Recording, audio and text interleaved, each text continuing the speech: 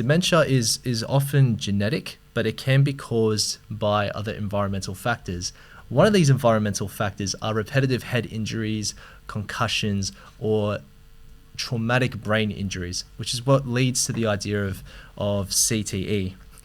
With all that info dumped, could you tell us a little bit about what CTE is and your knowledge on this disease? Yeah, so CTE, which I'm learning a lot of as I have over the last year and a bit, is basically exactly that: brain damage, a bit of a deterioration in the brain caused by repetitive head knocks, concussions, and so on. I'm sure there's a more detailed scientific explanation, but effectively it's the permanent damage and deterioration from head knocks. My understanding of it is, which obviously is a big debate in professional sport at the moment, is it can't be diagnosed properly until death, till post-mortem, at least at this stage. So my understanding of it's relatively limited, but off the back of Dad's dementia diagnosis and some of the publicity around his journey in the last couple of years,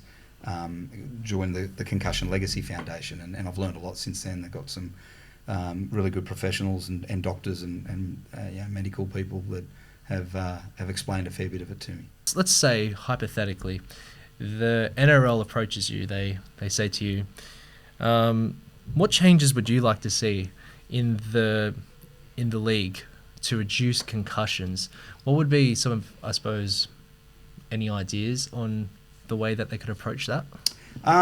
There's a lot of commentary at the moment about things like the kick-off and reducing the impact between players. I'm very much in the camp of we don't want to destroy the DNA of the game. We need to grow with the evolving evidence around concussion and CTE and what it can lead to, without it being too much of a drag or a burden on the game's development and growth. I think the two key areas, the game's fundamentally changed from when Dad played. When Dad played, it was first, I guess, they were smaller. They weren't as big and bulky as they are now. They weren't as fast. Certainly had the skill.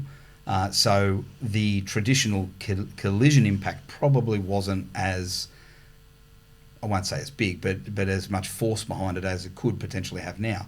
What was different back then, though, was there was punching in the game, there was spear tackles, there was shoulder charges, there was and there was get up and go again. So I think the game's evolved to a point. We've got the HIA head injury assessment now for any knocks, and that's independent of the team's doctors and coaching staff. So there's an oversight on player welfare in and around that. So I don't think the game needs to do too much more drastically and quickly to reduce concussions. It's a contact sport.